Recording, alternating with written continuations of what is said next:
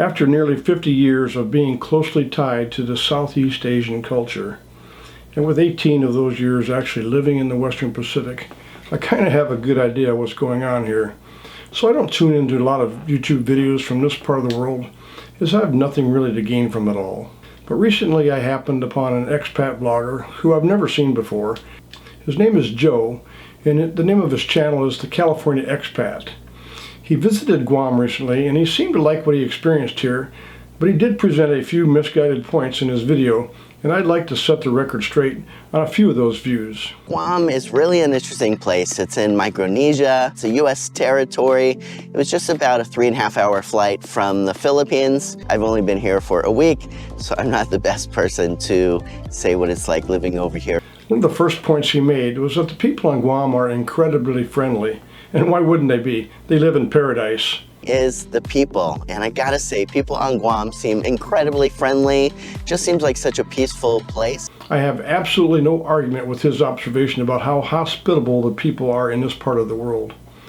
There's simply not much more to be said about some of the most friendly people you will ever meet. He also commented while he was on the beach as to the beaches being empty. When you look around here, it's just pretty empty. It's not that many people on such a beautiful place, and it makes me wonder why tourism hasn't quite recovered. Tourism hasn't quite recovered yet here. It's coming back, it's on the rebound. But just as in other destinations around the world, the pandemic has had a significant impact on the local tourist industry. I think two of the biggest factors as to why tourism has been slow to recover, tourist attractions have shuttered, restaurants have closed. They're starting to open back up, but the biggest reason I think is due to inflation and higher travel costs, and that includes airfare and lodging. The Japanese tourism market is lagging behind the Korean market, I think mostly because the yen has lost so much ground to the US dollar over the last couple of years. But tourism experts here in Guam are optimistic that Guam will experience a big turnaround this coming year. We'll see. He mentioned that Guam had a very Filipino feel. Definitely a very Filipino feel to Guam. While Chamorros are the largest ethnic group on Guam, they are a minority on the multi-ethnic island. Filipinos here make up nearly 30% of the total population. So yes, there's a very Filipino feel to the island. So a lot of mixed feelings, I think, for people over here in Guam. First lady that I met, and she said, man, the traffic over in the Philippines, I'm just happy to be away from all of that. Met another guy, he was a taxi driver over here, and he said, man, I am bored to death. Well, I'm sure there's a few Filipinos who would rather be home living with their family in the Philippines. The feelings are not all that mixed. Most Filipinos here enjoy living and working here. They earn US dollars, they enjoy most all the benefits of being an American citizens, and they're geographically close to their roots in the Philippines. It's the best of both worlds for most of them. The comment about the Filipino taxi driver being bored to death in Guam, he apparently is a veteran and he chooses to stay here for medical reasons. Medical care is a choice. A lot of folks choose Guam because Medicare is available here. It's one of the reasons I'm here. I can speak to the boredom Guam offers in another video, but I'm thinking this guy is missing out on cockfighting and regular sessions of tagay-tagay back in the Philippines. There's plenty to do here on Guam. In my opinion, and from experience, it's the younger single military folks who tend to grapple with the cultural side of things here, and therefore some of them aren't crazy about the place because they just can't seem to assimilate into a totally different culture. But they are in the minority. Joe also pointed out that Guam is expensive. I was pretty shocked, especially coming from the Philippines, just how expensive things are here as well. And I have to agree.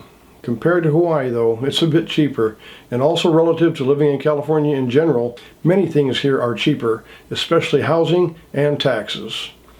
One has to keep in mind that we live on an island in the middle of the Pacific, so everything here must be shipped in, imported. So that drives a lot of the costs.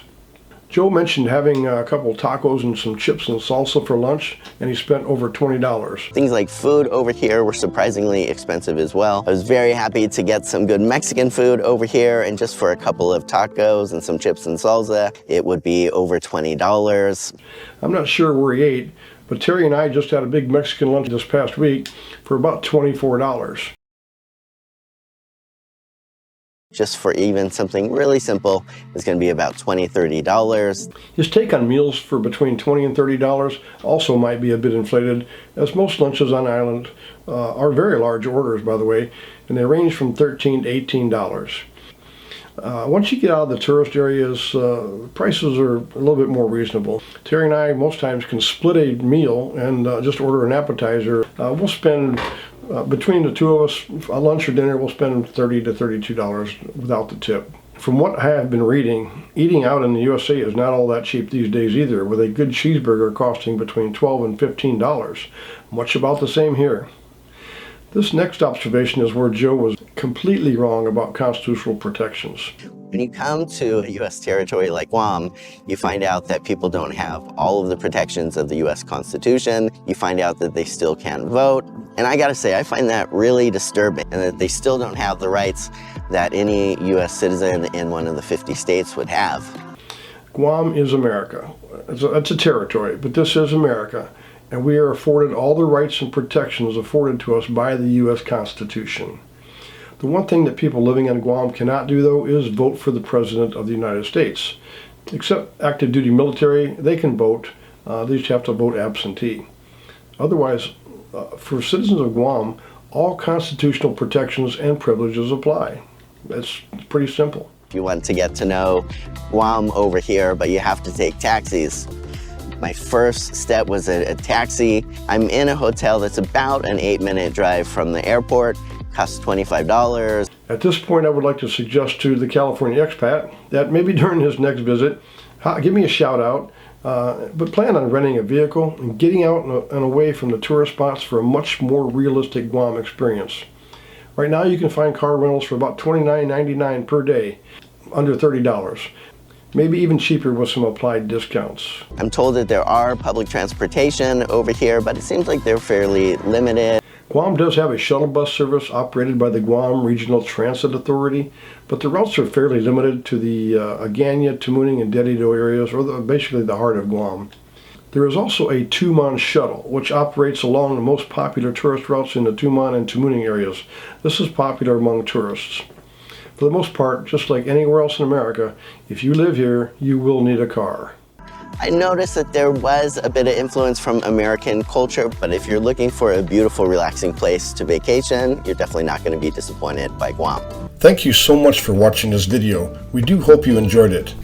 Please help us out by mashing that like button, and don't forget to subscribe and ring that notification bell. Also, a huge thanks to all our Patreons, who without your support, this channel would not be possible. For real-time updates, follow us on Instagram, Facebook, TikTok, and X. And always remember, never give up on a dream. And we'll see you next time.